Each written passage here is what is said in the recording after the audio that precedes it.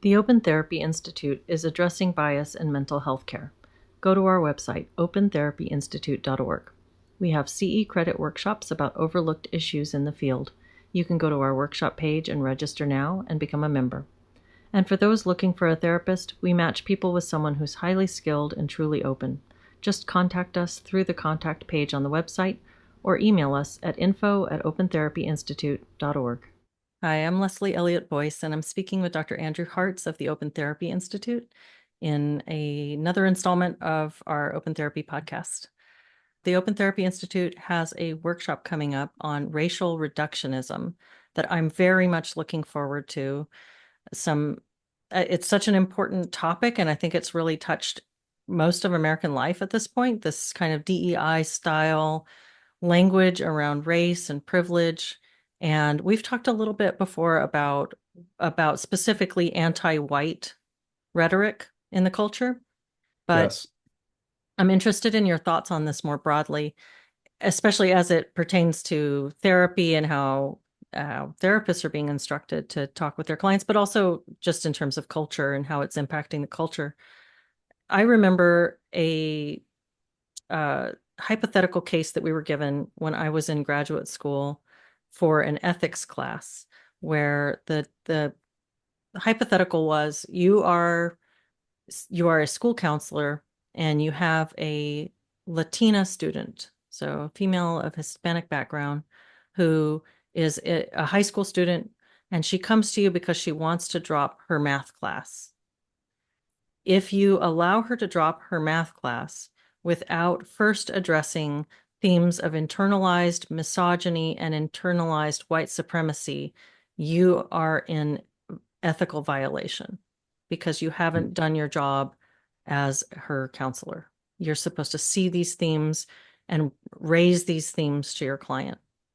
Yes. And so I was really struck by that because we're not given any other detail about this client, and we're automatically supposed to go straight into assuming that the sort of privileged, marginalized identity factors are the most important things to address with this client. And I wonder, what are your thoughts about that?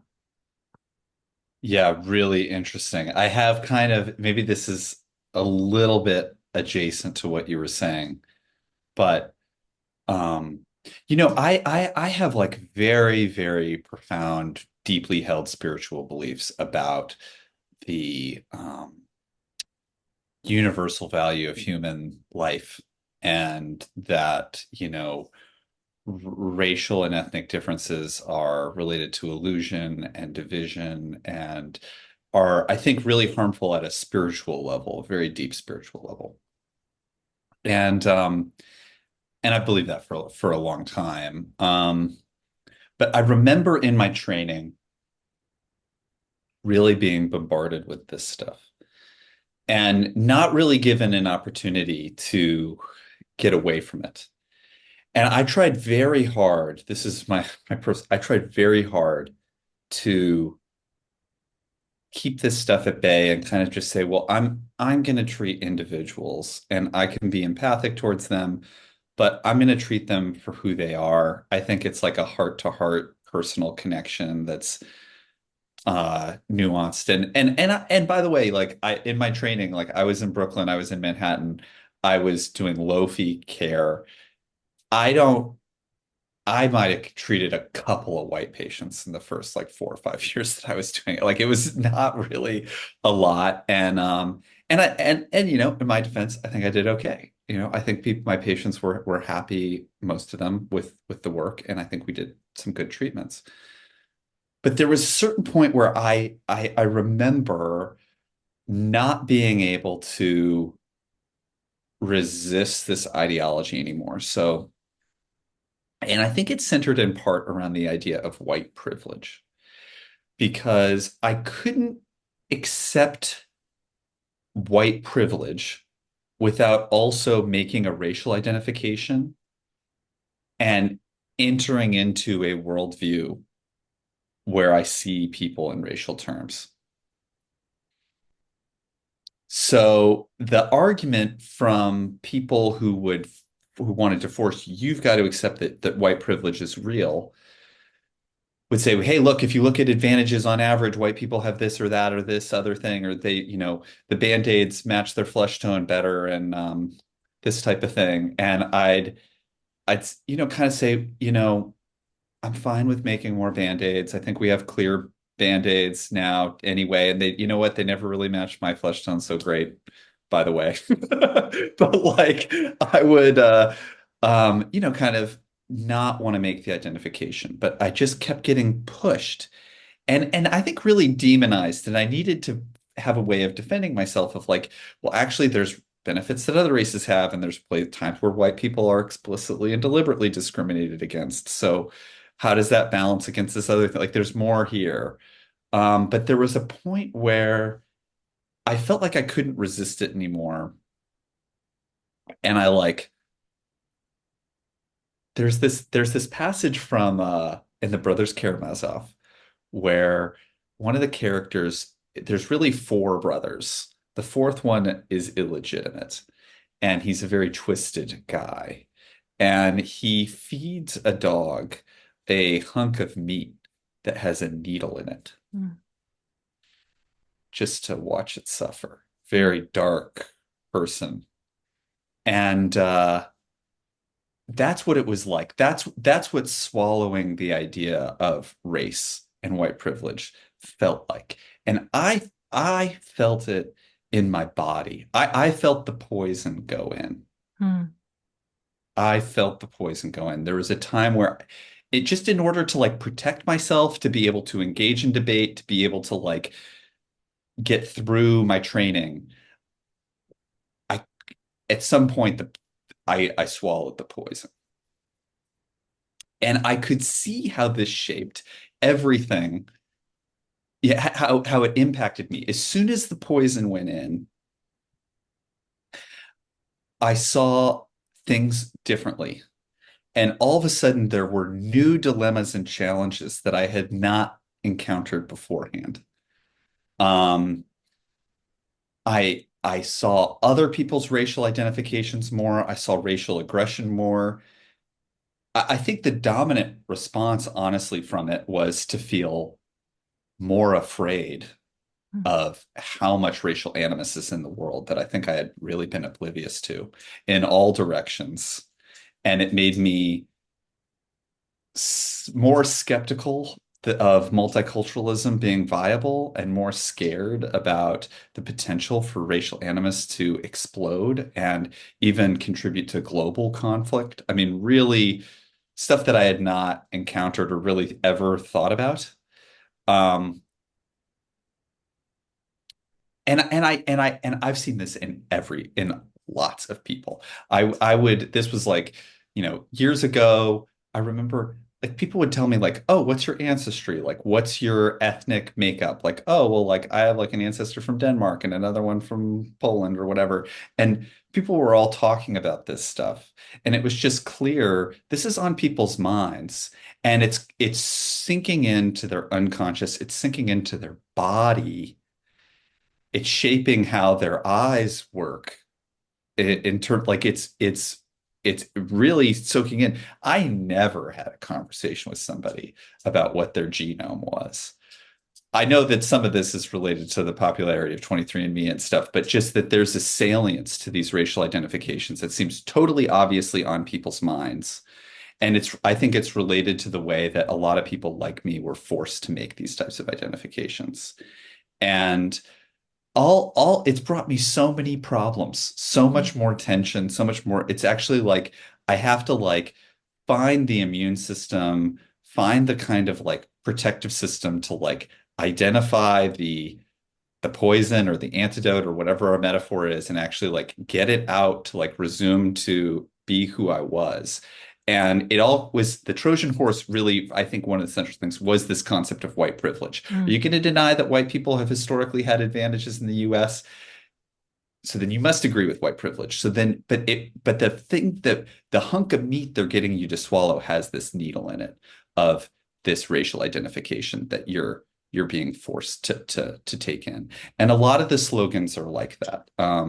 Like white rage and white tears and stuff. They're two-word slogans that are just stuffed full of hostility and hate, and that in order to defend against them, you're kind of forced to make these identifications just to push back on them, and then now you're caught in the web. And my main concern, and I know you and I have talked about this, is like I think our field is doing this to the therapist because for me, the place where I was really bombarded with this and where I think it actually did have a big impact on my psyche was through the constant focus on this in my training. Hmm. But I know it's not just happening to people in our field. It's happening to people around the country, and they're struggling to find the vocabulary to describe what they've been through. Where I never questioned that multiculturalism was a wonderful thing until I encountered this stuff, and it started to scare me about where this stuff really is leading. Um, and that's a horrifying thought, by the way, to think that multiculturalism would inevitably lead to this or that it will intensify in this direction. That is absolutely horrifying. It's a death note to civilization, and it spells that the next several decades of life in America and probably in lots of other places are going to be truly horrific. Um, so it's just bombarded with these like huge dilemmas and conflicts. And I'll give you a chance to say something, but just I know people are wrestling with this, and I'm wondering, and I think our field, if it were in the right space, could actually help people have conversations about this stuff and how these ideas impacted them, and how they want to move forward, which is a huge thing to unpack and talk about. And I think we're not having the most productive, healthiest, most authentic conversations about this. Hmm. I like the metaphor of swallowing the needle. I think that's a really Yeah. useful one. I think that I can relate to that because I felt that once I was sort of forced to take this perspective through counselor training, where it was really pushed very hard, it was very hard to resist seeing race more than I had seen it before and making a bigger deal of it. And I would be quick to acknowledge that demographic characteristics can be predictive of certain things in a person's Right, life, or right, can be right, right. indicative of a potential to have experienced more of this or more of that, whatever that might be. But the thing that's so Right. shocking about the way that race is being taught is how it is so it's so reductionist that it's being held up as if it is one of the most or the most important characteristic that will inform you about a person's life, desires, conflicts, and it's just patently And false. it's making it true. Yeah, it's I trying to mean, make it that's the true. thing, and Yeah, it's working. yeah. And it's entirely coming from the social justice movement, is making they're creating the thing that they claim to be against. And it's not just, I mean, advertisements and movies and TV shows and video games, and Mhm. they're bombarding people with this racialized worldview. I think I can't remember if I showed this here or not, but I did have this experience of I went to a church in the city with a dear friend of mine who's not white, or he's half white, he's mixed race. And we go into this beautiful church, and we get out, we see all the stained glass and the architecture and everything. And his observation is about Jesus having blue eyes Mhm. and that being racist. And it was a perfect encapsulation to me of what's happened, both what I saw with my students when I was teaching and what I see other people, where it's like you're in one of the most beautiful cathedrals in the country. And you can be thinking about art and architecture and scripture and God and truth and beauty and society and history. And that's what people are thinking about. That's what Mhm. they're going to go to. And I'm not convinced, that people can't make like that people would make Jesus look like him, especially 150 years ago or 200 years ago when they didn't have the same type of thinking about it should be historically accurate, and this is what most likely he did look like or didn't or something. They didn't have that knowledge or weren't thinking about it, and it made sense that they'd always make him look like the way people look where they lived. Hmm. Seems totally reasonable, not at all racist, no malice really Hmm. there at all. Um, and if we're really looking historically, he was not a black man. Like it's like that's fine if he was going to look more Middle Eastern, but not black. But I don't care if black churches have a black Jesus. Like Right. and I hope that's not the first thing that I think about every time I go into a church. I mean, it's Yeah, just that was one of the things. Like I really hoped that in my multiculturalism class when I was in grad school, yeah, I dreaded it because I had a sense of what I thought it was going to be, even though I'd never been exposed to those ideas as strongly as I started hearing them there. I had a sense, oh no, I hope this isn't what I think it's going to be.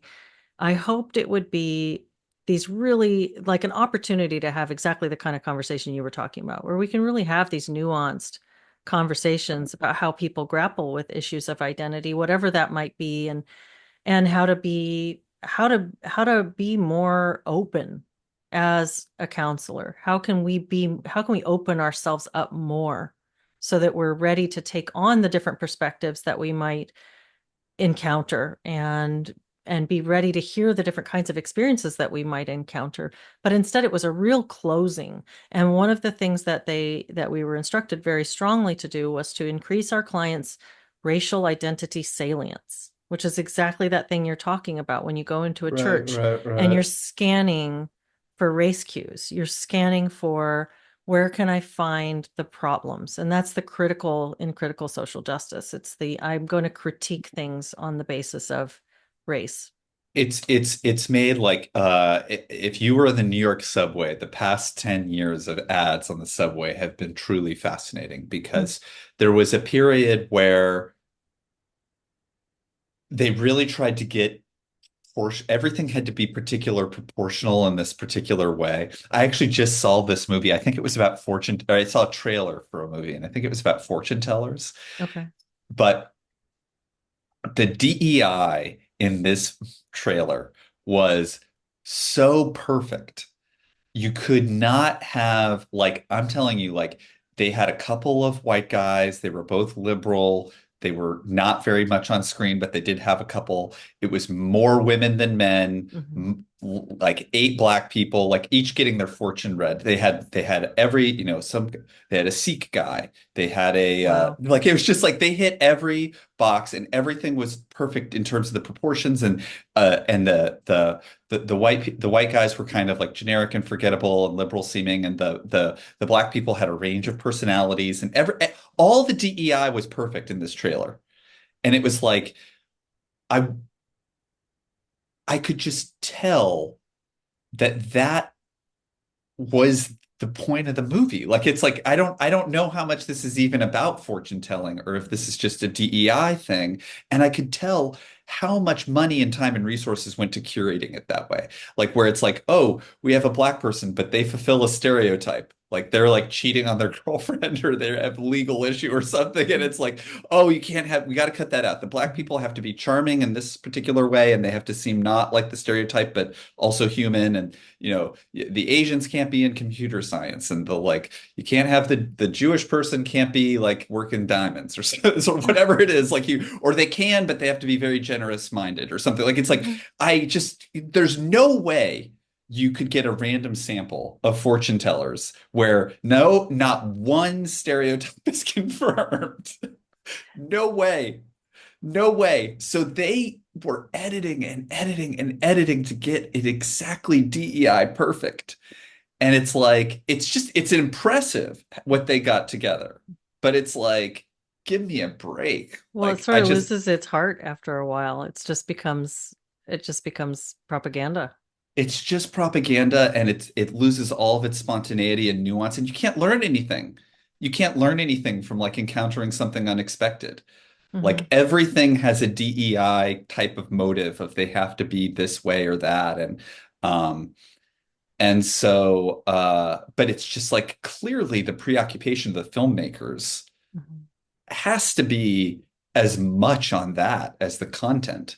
But it's like what makes the movie interesting is when you just follow the content and see what you see. Mhm. Like, I don't care if 70% of the people who are seeing the fortune tellers are black. That would be interesting to me. Mhm. And maybe they're mostly, maybe a lot of them want to engage in witchcraft on their ex-lovers or something like that would be fascinating. I don't know. It's probably not true, but I just like you learn something, Mhm. but you can't learn anything with this. It's like you know where it's going to go from, so it's not worth watching. Mhm. But it just shows like, but I'm so used to it. But like on the New York subway, you would see like there was a period where they would try to do that. Then there was a period where they just basically it was only black people. And it was like everybody had to everybody had to be black, and there was like no white people. Mhm. And then there was this change where they just made everything a cartoon.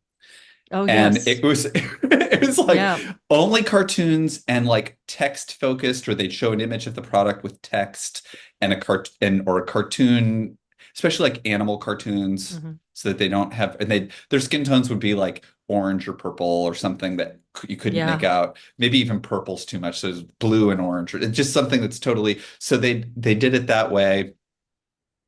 Now some white people are coming back, but it's like everything about the ad has to keep this schema in mind constantly because people are just looking, waiting to pounce. There's too much of this. There's not enough of this. What about this? And Mhm. they've just like, they've, I mean, the advertising industry is partly at fault for this, but they've primed the entire society to be hyper preoccupied with race and ready to fight about it constantly. And this has not I think the seed has been planted, but it hasn't like if this trajectory keeps going, like it will ultimately lead to war. Like it Mhm. is a inherently violent and hateful way to think about people when you reduce them to these categories. Like there's an aggression that's really inevitable that's going to emerge when people start thinking of other people in these terms. So it's I think it's just total poison. Well, how do we get the needle out, just to follow that metaphor? Because if people like, I this is something I really resented also. I resented the degree to which I started to notice it. I want to go back to not Yes, noticing. I don't want to be critiquing the ads. I don't want to be noticing what right. color people are in a show that I'm enjoying. I don't want to notice that. I don't want to feel like I'm being bombarded by racial messaging. But I also don't want to care if the lead guy is a black guy in a role that would what it like these historical dramas. I don't want to care. I don't want to care. I just want to enjoy the content or the art for what it is, or let the advertising wash over me, or go into the church and see black Jesus and not think about it, or whatever it is. I want to go back to not seeing that and just seeing individuals as individuals to the degree that I did before. It's the needle goes in and then we're all thinking like this, whether we Yeah. want to or not. You're either against it or you're for it. But again, it's kind of comes back to being forced into binary choices. Yes. And it's yeah, I think it can easily just get entrenched and spiral to like, I mean, to murderous like catastrophes. I don't know. I don't know. My sense is that the best way to get there is to talk about it and to just have honest conversations about how we're impacted by it and how it's making us feel about different things. I I I think that if we approach those with like good intentions and candor, that's the path to get there. Like, I definitely noticed like one of the things that I noticed in terms of the New York subway advertising thing, there was a period where it was always a white woman and a black man, Mhm. like every single time. And it seemed like I had never cared about like I had known lots of black men who were married to white women who were mentors and advisors, and it just never occurred to me to give a fuck about that. And but there was something about these that it seemed like there was like this aggressive attempt to like emasculate white men Hmm. where Oh, interesting. I had heard that like that was a fear of why some white guys were racist against black people Mm, was because they were worried about black men emasculating them. I had never felt that.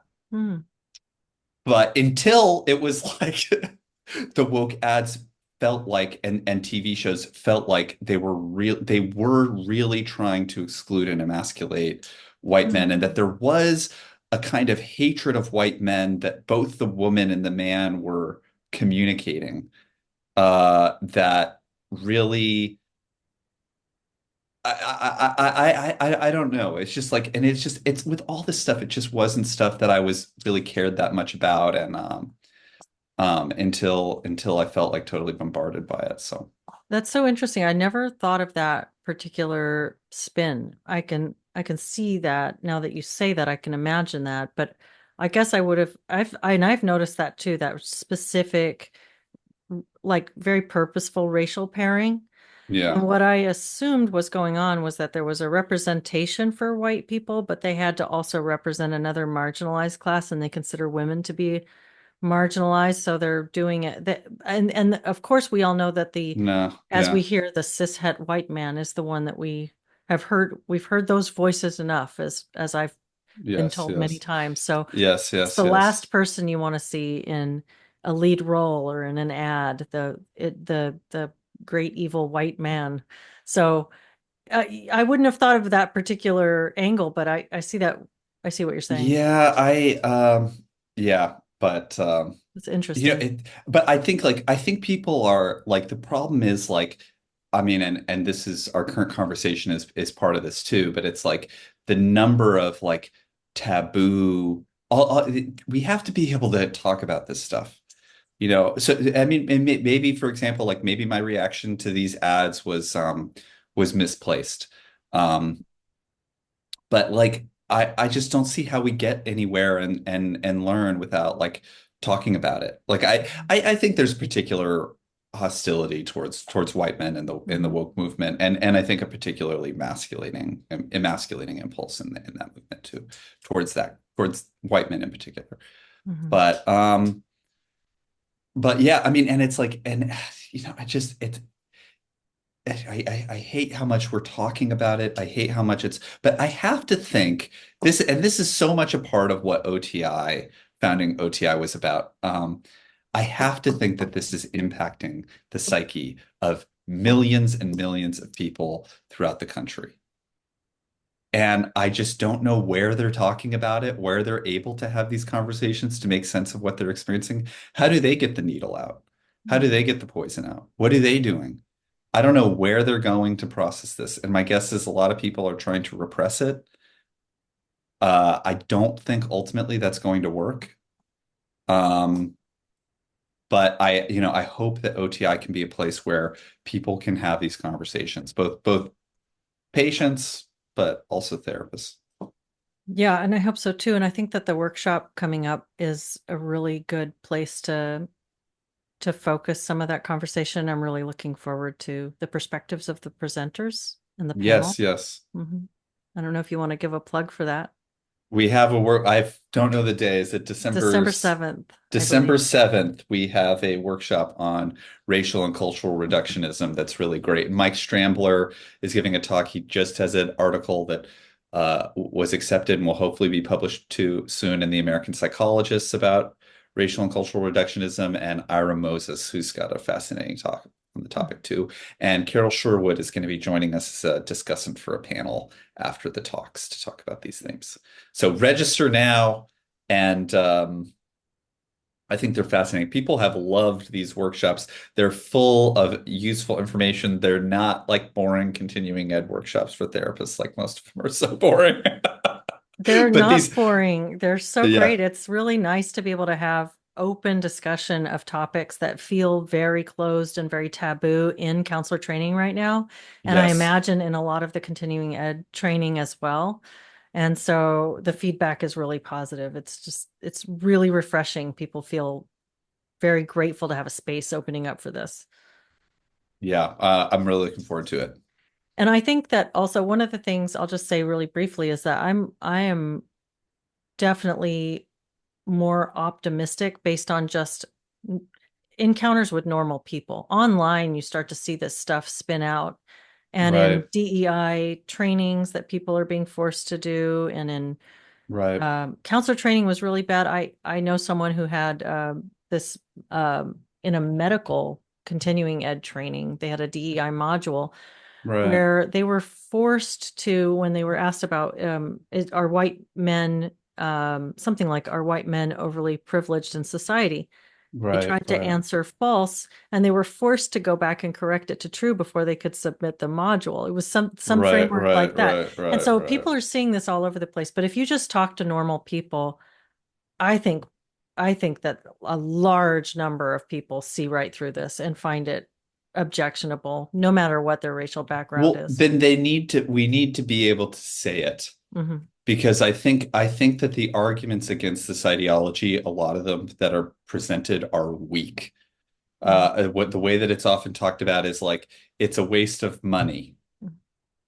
That is not my That's critique not of the this stuff. problem.